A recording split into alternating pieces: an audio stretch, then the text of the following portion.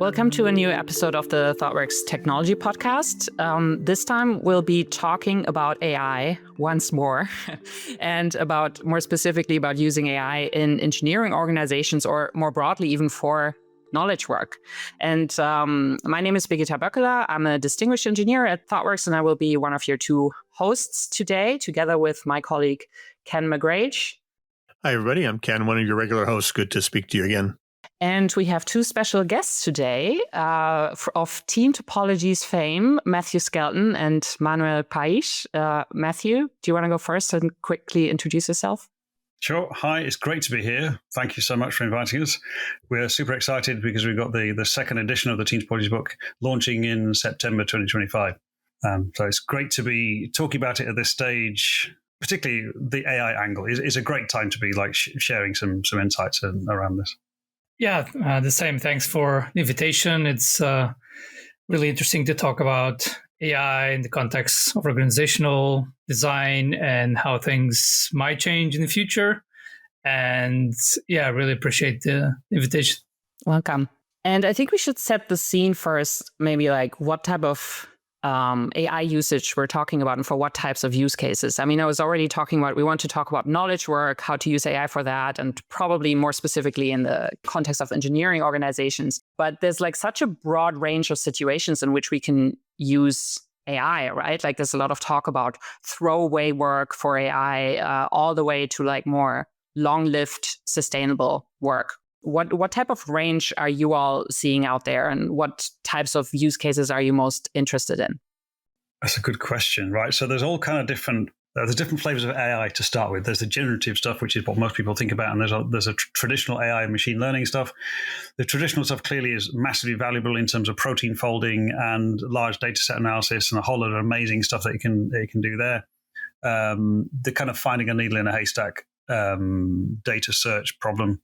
So that's obviously all still relevant, but the spotlight is purely on the generative AI stuff at the moment. I mean, that's actually slightly changing. I saw there was a post, I think yesterday, from some of the main model providers who are now starting to look at not just generative AI, but also approaches that actually have a world model rather than just next word prediction. So finally they're realizing that there's more to life than just generative AI. But hey, or just language models even, right? Even within generative AI, we're very focused on language models, right? Yeah, exactly. So it's to be expected. It's all kind of a wall of it's all fine. But your question was which things are we seeing and which things are you interested in? I'll answer that slightly obliquely, which is I'm interested in the applications of technology in general, which empower people to succeed. I'm not that interested in technology for its own sake. I'm very happy to get involved in technology when it's quite clearly used to empower people to achieve a goal or to succeed better, particularly in the context of a team. There's loads of people who are very much technology first, and that's totally fine. That's their interest. But for me, it's very much connected to is this helping a group of humans to thrive or not? And my interest is largely determined by the way in which we think about using technology, not the technology itself. In my case, what I'm seeing with especially larger companies is that it's really in the beginning, mostly, okay, let's use Copilot or let's use Cursor or any of these tools that can help us generate code faster. And that's really what I'm seeing with large companies. That's the step at the moment that they're willing to take, not much more, which is fine. That's not a problem. To me, what worries me, or that I kind of raises the alarm for me, it's always does the organization understand how much more this is going to still evolve, and are you prepared to learn along the way, right? It's two things. One, I'm mentioning this so that people don't feel we're behind. Everyone else is doing LLM models and is doing all this stuff. Actually, most big companies are taking these small steps, which is fine. They need to be wary of risk and ethics and all this stuff. It's more, what I'm more worried is we take some stuff in, we use some tools, and we think that's it, when a lot of it's still going to change. And we've had some chats about this, how it's not just code. Obviously, in the life cycle, especially of software delivery, there's so many other phases of it that AI might change how we do things, from requirements to, migrations and stuff like that. And so organizations, in my opinion, just need to be aware that you need to, if you don't have this capacity yet, you need to be able to start having the mechanisms to learn about this stuff and to evolve it over time, because we're nowhere near done what this is going to. And I always say it's like such a weird, like when you think about the 3 horizon model, right, with horizon 1, 2, and 3, it feels like a lot of this technology is definitely horizon 2, if not some of it is horizon 3. And there's so much evolving still, right?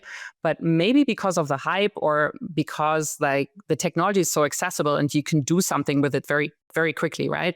Maybe because of that, a lot of organizations seem to start already approaching it as if it was H1. Horizon 1, right? Like, let's do a rollout, let's scale, let's measure, right? When, I understand that and I think measuring makes sense, right? But keeping in mind that because it's changing all the time still, your measurements might already be obsolete again in 2 months, right? So I think like the way that organizations are approaching it more as this like, oh yeah, it's here, let's scale it, is sometimes very premature still, right? And the hype is giving us this distorted version of the maturity of the technology. Well, particularly when the measurements are around the adoption of the tool and how much of your day is spent using a chat GPT prompt or whatever. Well, so what? Like, who cares? Like, that's just not a useful business outcome. Like, measure shorter time to value, measure reduced cost to serve, measure something that actually is meaningful. And then the people in the C-suite, COO in particular, is actually going to care about it. But if you're not actually measuring anything that they really care about, they're looking at what's going on in technology and going, another technology noodle.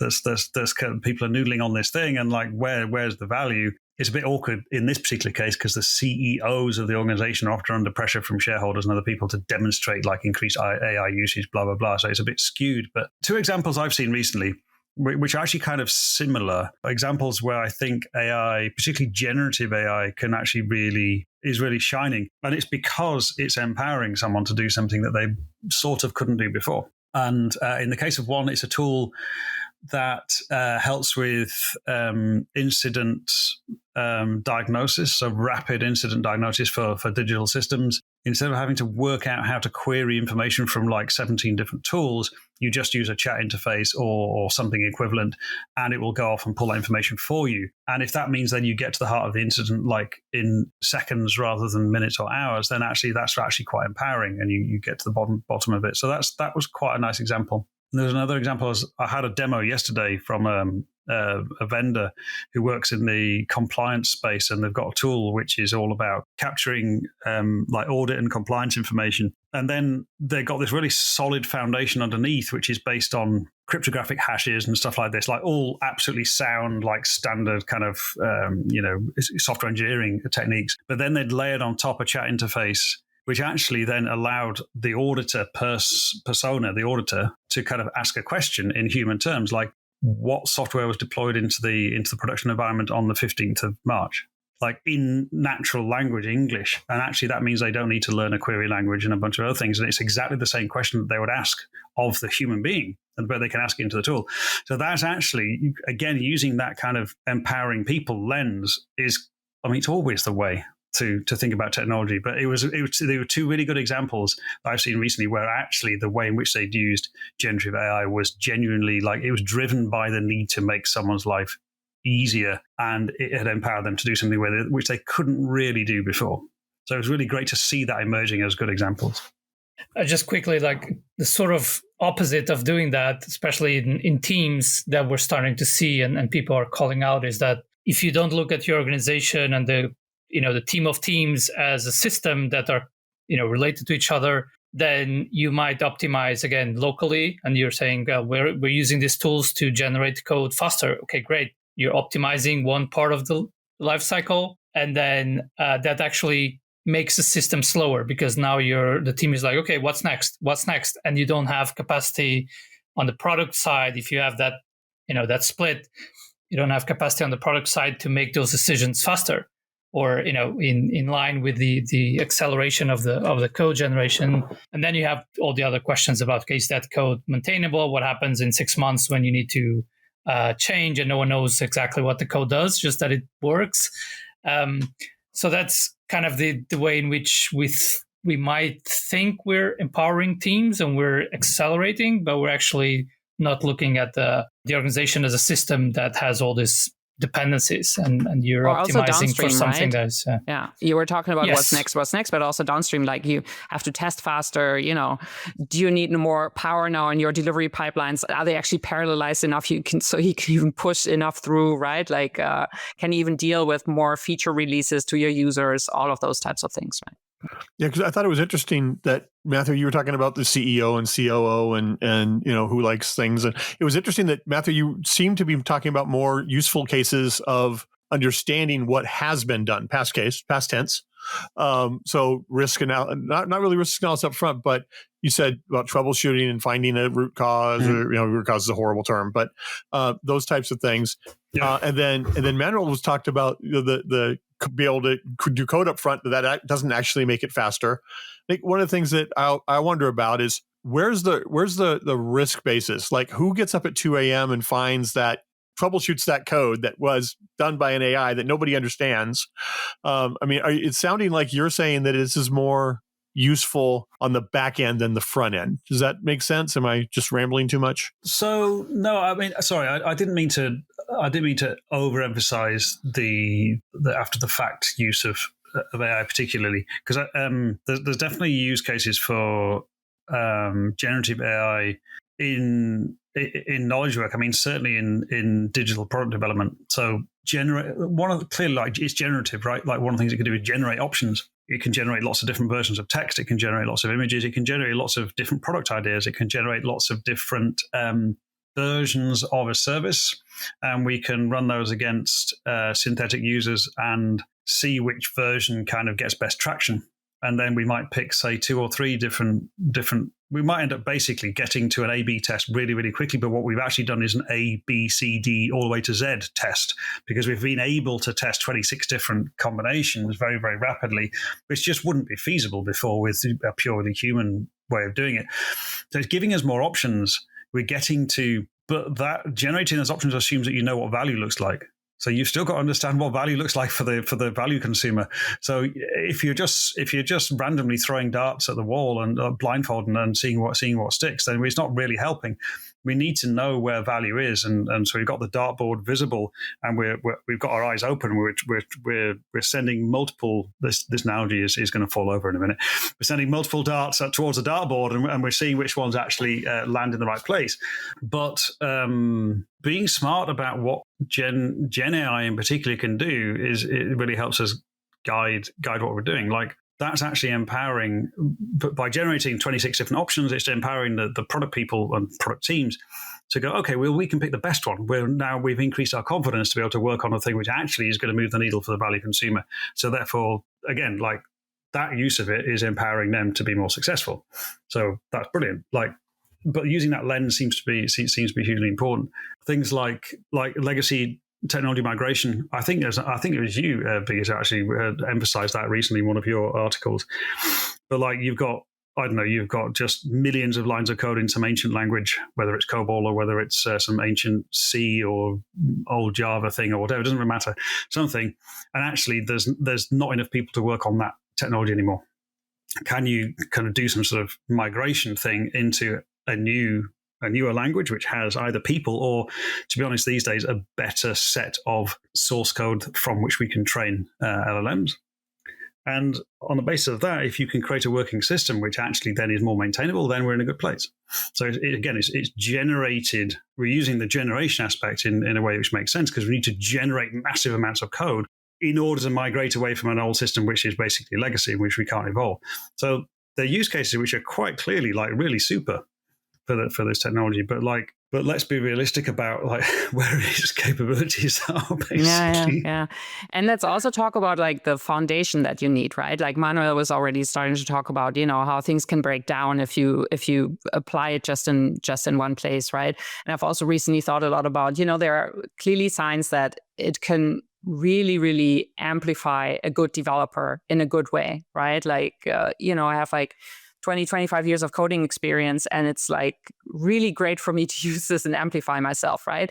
And I've been thinking about when you extrapolate that to an engineering organization, it almost seems like it's similar. Like when you have a really like highly tuned engineering organization who's like really good at delivering tens or hundreds of times a day and has like really mature processes and like really high quality, delivery processes and tooling, that can amplify like really well. But if you don't have that foundation, you might also just put band-aids on things or like amplify bad things, right? And of course, like Team Topologies is full of things that create a foundation for something like that, right? So can we talk a bit about how, the things that you have in Team Topologies, like how they can create a foundation, almost like a prerequisite? Is it a prerequisite for generative AI to do some of those things? ? So there's a phrase that came out, and I'll give it to you in a second, Manuel, but there's a phrase that came out from some discussion on LinkedIn recently. An AI product strategy and product expert we were in conversation, and he ended up saying, he had a light bulb moment, and he ended up saying he realized that Team Topologies is like the infrastructure for agency in human teams and agency with AI agents, because the language and the principles and patterns in there in Team Topologies they've got an assumption that what we're trying to do is provide agency or empowerment to, when we wrote it in 2018, it was published in 2019, we were talking about teams of humans because this is pre-generative AI, right? But our assumption, I think it's fair to say, Manuel, is that we expected organizations to want to empower teams, want to give teams agency to achieve things. It turns out that the principles that are behind that seem to be really useful for considering how groups of AI agents would work too. And there's lots of like fundamentals underneath there because it relates to knowledge work, it relates to concepts, it relates to domain fidelity, it relates to a lot of these things. And I think that there's some underlying truths sort of sitting underneath the Team Topologies principles, which appear to set things up really well for like an AI-based way of doing knowledge work. Mm-hmm. Can you give an example?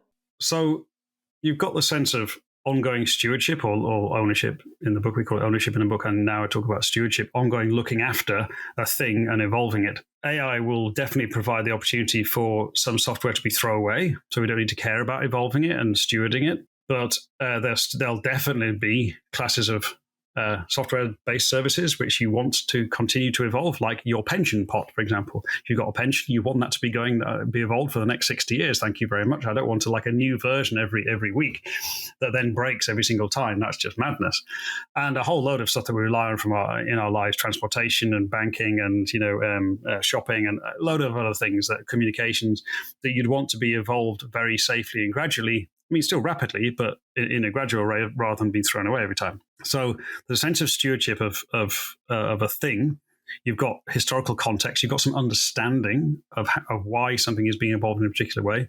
I don't think that's. There will be some future AI stuff that comes out that goes beyond generative AI that has a bit more of a model of the thing it's working on. And as soon as you start talking about models, then that connects back to the concepts around domain-driven design, which have been with us since 2003, 2004, from Eric Evans and all that community, where we're thinking about ubiquitous language, we're thinking about the meaning of words, and we're making sure that we're not accidentally coupling things together that shouldn't be together. So if you've got multiple systems with the concept of an order, like I'm placing an order, but you've got three different systems, does the word order in those three different systems mean the same thing? And it probably doesn't, or it might do, who knows? But we've got to understand it. The danger, of course, is if you just give access to a generative and an LLM, and it sees the word order, it doesn't understand anything, it's just predictive. So does it actually then start to couple your architecture in ways which are actually detrimental, because then you've got coupling in the wrong place and you can't go quickly and so on and so on. And it's even merged data which shouldn't be merged. So there's a sense in which, because Team Topologies talks about like stewardship around sensible boundaries that work for flow, then we've set something up there which is really important about boundaries, boundaries around things that work from a conceptual perspective. Like we are trying to maintain and enhance domain fidelity, or the meaning of things, the meaning of ideas, meaning of concepts, as we're working on these digital systems. That's like a key part of it. Yeah. Just connecting back to your question before, yes, I think if you have both the technical foundations, like you're saying, we have a good system for delivery, and we have things automated and so on. That's going to help us use things like Gen AI and plug in the things in the right place so that it actually makes the whole thing go faster. And then from an organizational perspective, I think the same, and in line with what Matthew was saying. If you've already been thinking about your organization in a kind of more systemic way and looking at, dependencies and where is flow blocked and what can we improve, you're going to be able to make, I think, better decisions in terms of AI and agents and all these things. For example, I think an organization that Matthew said has already done the work of identifying what are actually our business domains, what are the core domains, what is the supporting and generic, using the DDD terminology. If you have a good grasp of what exactly do we deliver of value to our customers, how are the business domains, and we've been able to sort of decouple the things that should be decoupled so that we can have things going in parallel faster, you will be in a much better position to take advantage of Gen AI and all the tooling that might come next. And you might make different decisions. For example, you might have, let's say, 2 or 3 teams working in parallel on kind of adjacent domains. And you might say, actually, now we can, with one team working on these 3 domains at the same time, because we're able to go faster on code generation, maintenance, and maybe a bunch of other stuff that we can accelerate. Or you might say actually, we keep these boundaries the same, but we can do it with smaller teams, because now the cognitive load we're able to reduce partially by using these tools and new ways of delivering the services and so on. And so we basically have more options from an organizational perspective as well to leverage this new technology, because you've done the work before of understanding what are really our business domains, our value streams, and so on. So absolutely. But the thing that does not change with generative AI, the thing that absolutely does not change is when we're talking about building, when we talk about knowledge work in particular, and certainly when we're talking about building digital systems, the thing that does not change is that we are representing intent as code. That's it. That's what software is. We've got a business intent. We're representing that somehow in code. And over time, and we want to know if it's actually coming to life, if verify, right?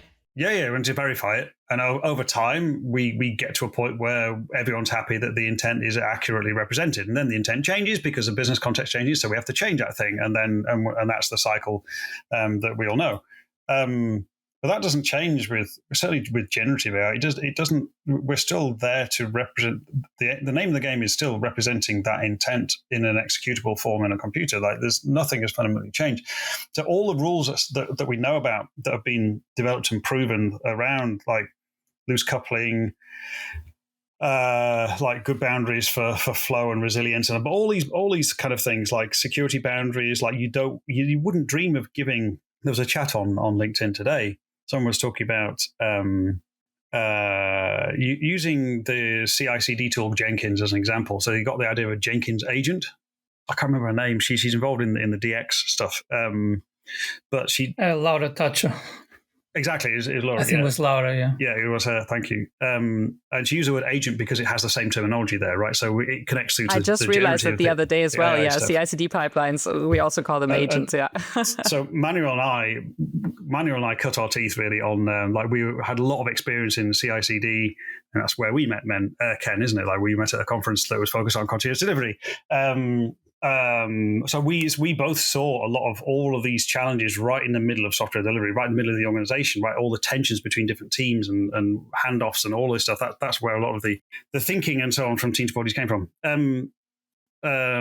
If you've got a build agent or a Jenkins agent, it's there doing stuff. It's automating a bunch of things as part of a deployment pipeline. It would be bad practice to give a Jenkins agent access to all of your production data stores, all of your production environment, and all of your development environment and the rest of the organization. That would be really bad practice, and no one should be really doing that stuff. You need good security boundaries because otherwise the thing's going to go rogue and so on. So if you we know about this stuff from a software delivery perspective. We know about this stuff for like 15 more years. But why would we not apply the same principles to like generative AI, like agents? Like, we should probably be doing that. We should probably be thinking about, okay, let's put some sort of sensible security boundaries in place. Let's think about the responsibility of this agent. What makes sense for this agent to be, or this group of agents to be responsible for? Let's limit it to that. Let's give them a clear scope and focus, and be able to reason about the risks of those agents operating. It's just the same as Jenkins agent, but it's also just the same as a team of humans operating. And this is why we put security boundaries around what humans can access. There's different ways to do those boundaries, but if we do it in terms of a fast flow of value, then the boundaries look very similar to what we talk about in Team Topologies. Because it's coming from a fundamental set of principles. Do you have like strategies or advice for organizations that are trying to implement just that? I mean, we've already talked about the fact this is very fast moving and so forth. So you have organizations, they want to educate people on concepts like, I'll use the blanket term guardrails for some of the stuff you just described, et cetera. How does an organization that wants to give autonomy to teams communicate and educate on these topics? That's a great question. in my opinion, and so me and Eduardo Silva, who is also quite active in the domain-driven design space, so we even created a course in our academy, but it's essentially one of the patterns we would expect to use are the enabling teams or the enabling pattern, because effectively that's what we're going to need to some extent, right? We're going to need at some point, or ongoing, some kind of platform, some kind of tooling that helps teams adopt some of this stuff in an easy way that's integrated in their workflows and so on. But it's a fundamental aspect of enabling, right? And there's a really great case study from the company where Eduardo worked called Ball.com, and they used this approach for data science 10 years ago, where they needed to scale the approaches and the knowledge around data science to all their product teams.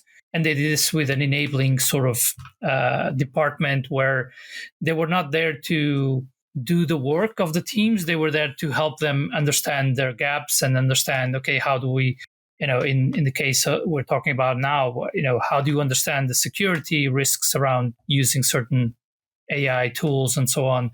How do you understand what's even available out there and what's a better option for your workflows?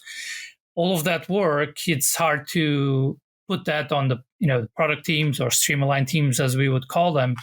So you need, I think, some kind of mechanism in the organization, some actual dedicated people who are looking at bringing what's happening outside the organization in AI and bring that in sort of almost like in a curation approach, bring that into the organization, figure out what's more helpful to do now, what are the things we need to be careful about, and then do a lot of education as well, and helping the teams understand what to use and when, what are the risks. So, and that kind of approach is going to need to be long-lived, because this technology is still evolving a lot. Yeah. So I'm glad you used the term long-lived there, because the other half of that is something I know that y'all are passionate about, is cognitive load. So, if we look at the tool spaces that were around 6 months ago, our recommendation today would be different than it was even then. Not just necessarily versions, but completely different vendors or, what have you, whether it be an IDE or a language model or whatever it is. And so how's an organization manage that? So you have this enabling organization, you're out there teaching them these things, but then it changes, as Matthew said, the context changes or what have you. And so is there any kind of practical limit to how often you should rotate with the changes? Do you recommend a time period? Do you recommend a level of risk, a level of benefit? What's the decision factor of, okay, I spent all this time saying use tool A and I'm going to enable you, but now tool B is a lot better? I think it just needs to be a continuous evolution. So those type of teams, or even like in that example I gave of Ball.com, was an actual department, an enabling sort of area. You need to be using your time to learn from the outside as much as you're kind of teaching inside. And obviously, like any good software design integration approach kind of thing, you need to not go all in on one tool and couple all that you do to the way that this one tool works, right? You need to be thinking, what does this tool provide me? What are the things that we should use or not use so that we're not, too coupled? But in general, you're going to need this enabling approach where, in that example from ball.com, what they did, they had like a team that was looking more at almost like sensing the organization. What are the gaps? What are the needs?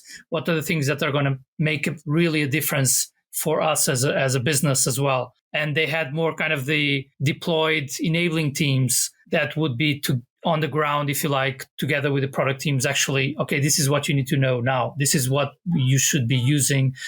Let's work through an example. Let's get you started on, some data pipeline or what have you. And so that combination of a sensing approach, what's happening internally and what's happening outside in the industry, so that we bring in the right things at the right time with the right risk control and all that, together with a more on the ground, okay, this is what this team needs to know. They should be start doing this and that. That worked very well. So I like that idea of that, enabling team as a sensing team as well, And I mean, one thing is for sure, like the speed of this technology definitely shows us once more that like a control telling everybody what to do is just not scalable. When you introduce a technology of this speed, you have to enable the teams. You have to empower them to be autonomous to a certain extent. You have to create a certain level of awareness, right? And one thing that I certainly see is that a big part of the enablement, I think, is to help everybody become better risk assessors. Like mentioned the word risk a few times already, right? But I find myself on a micro, medium, and macro level, like do risk assessment all the time when I use generative AI because of the non-deterministic nature. And, so I always think about what's the impact if this goes wrong? Will I be called at 2 a.m, or is it just a prototype and nothing will happen, right? Or, and then, like a platform or enabling teams can also give people the tools to get better at determining the impact, determining the probability of the AI tooling that they have of it going wrong, helping them detect faster when something goes wrong, right? And like, if you have all of those things in place already and have like, people who are good at that, I think then you're going to have an easier time adopting generative AI. Definitely agree. I think generative AI, as predicted by people like Simon Wardley, when you're thinking about things like strategic technology change and adoption and things like this, the speed of adoption, the speed of change in AI is significantly faster than the speed of change in the previous wave, which was cloud. And that was significantly faster than the previous wave, which was, desktop PCs or something like that. And this is to be expected because each wave is building on the previous stuff, and so we can go faster and faster and faster. And what the organizations that are switched on about this, like Bol.com and other places, realize that there's the need for this continuous awareness and upskilling. So, but it's an active thing. It's not just people. It's not just allowing people to do what they want. It's curated. It's saying we need to somehow investigate this technology, but we can't just allow 70 out of 100 teams to investigate it independently without sharing anything, because that's incredibly cost inefficient. Maybe it's only 4 or 5 or 7 teams that are going to explore this now, but what they're going to do is do some focused exploration and report back and share the results so that people can learn from it more quickly. I mean, sometimes I'll use like a tech radar, like the Thoughtworks style thing like that, but similar approaches where we're being more deliberate about how we're exploring and adopting technologies like AI. But you'll need to, even just within the AI space, you'll have to be investigating multiple different types of technologies in that space for the foreseeable future. But you can't just allow a free fall. Well, it's extremely financially inefficient to allow any team to do anything they like in that space without sharing it with everyone else. That's just not a story you can go to the CFO with. She'll laugh in your face because that's just massively wasteful. But at the same time, you can't slow it down to only one team is allowed to do this thing, because then you're not getting enough parallel discovery of different options and things like this. So it needs this kind of active diffusion of knowledge across the organization. There's a learning dynamic, there's an innovation dynamic needed, particularly for AI, but in general now, as multiple different technologies become more and more rapidly evolving. And that becomes like a really important thing from a COO perspective or an HR kind of skills perspective. We can't have people learning stuff and keeping that in their silo. That needs to be actively spread across the organization, irrespective of what the organization is doing. Yeah, and that's even more true with generative AI, I found, because it's just not a technology where you have a handbook, right? Like everybody's discovering new ways to use it all the time, and you have to develop this intuition of when to reach for it. And for that, you need all of that social sharing, the social learning, people to even like small stories, people sharing with each other. And I found that a lot of people struggle with that because it's like a different type of sharing than we used to do previously. So to wrap up our conversation, last question to each of you. So a question I get asked a lot is like, oh, how will software delivery fundamentally change, right? Like, is there something that will just not do anymore, or, that will totally turn it on its head? So do you think there's anything in Team Topologies that you really feel like you are starting to get a fundamentally different perspective on, where you say, oh, this is like so much more important than before, so much less important than before? Anything that you think will be fundamentally different with generative AI and the knowledge work mix? I would say yes and no.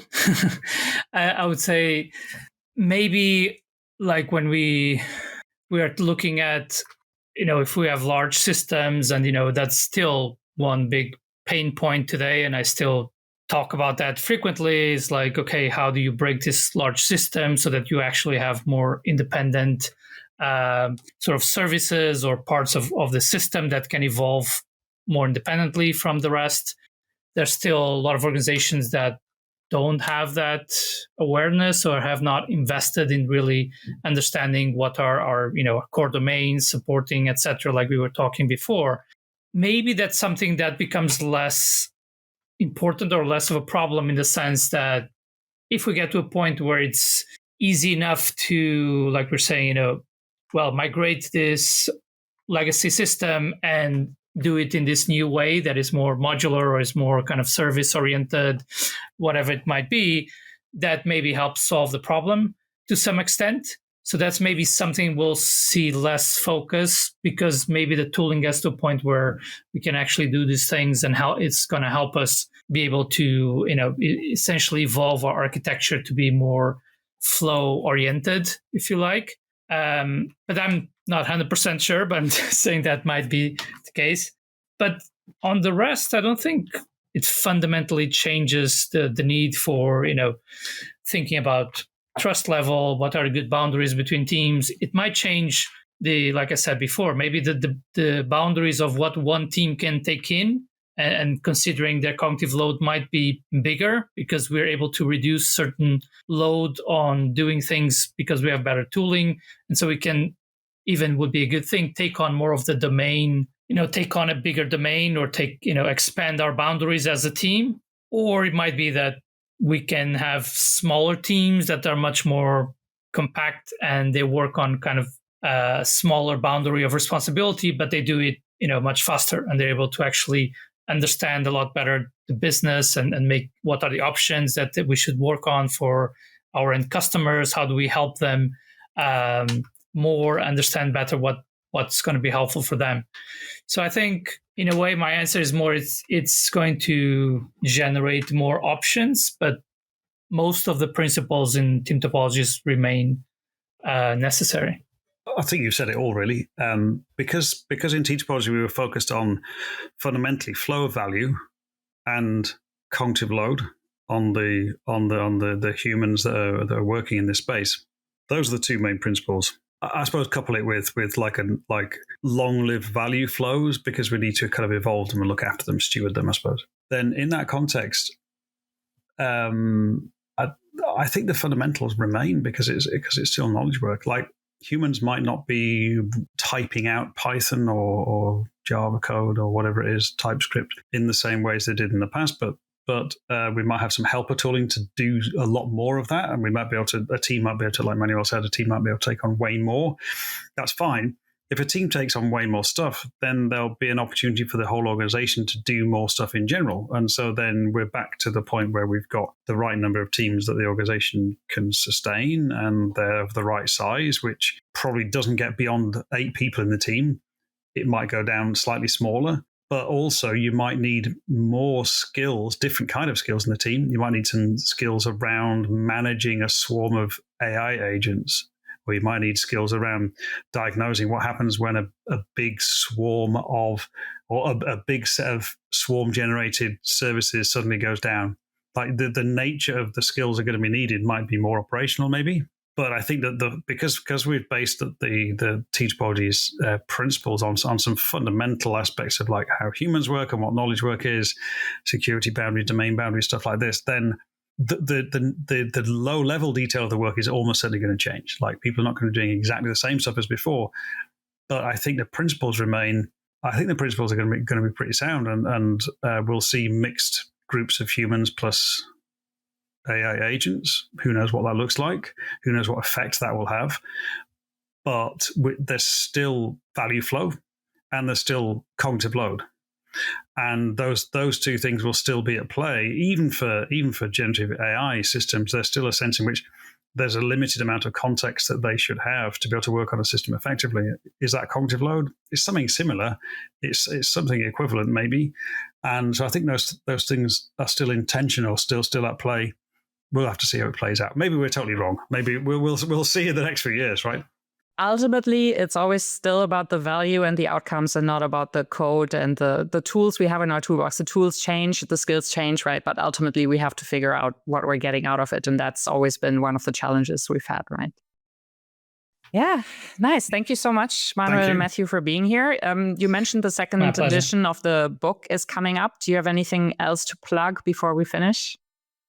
So Manuel and I are doing a marathon day on the 25th of September 2025, where we've got 4 sessions, APAC, so Asia Pacific, EMEA, so that's Europe and Africa, and Americas, and a special session, Manuel, with you for Brazil in Portuguese language. In Portuguese. Yeah, exactly. I can't speak Portuguese at all. The first 3 seconds are in English. So anyone in the world can join. The tickets are pay as you feel. Manuel and I will be going through the case studies that are new in the second edition book, talking through what the organizations have done, like adding our reflections to it, highlighting things that are really valuable and important that can be used as like a template or an example for other organizations around the world. I suspect we'll be having some questions about AI as well. Yeah. Yes, probably, yes. Yeah. It's on everyone's mind. Yeah, if you're interested in the launch, if you go to teamtopologies.com/launch, you'll find all the information. Great. Then thanks again. And then that's a wrap for another episode of the Thoughtworks Technology Podcast.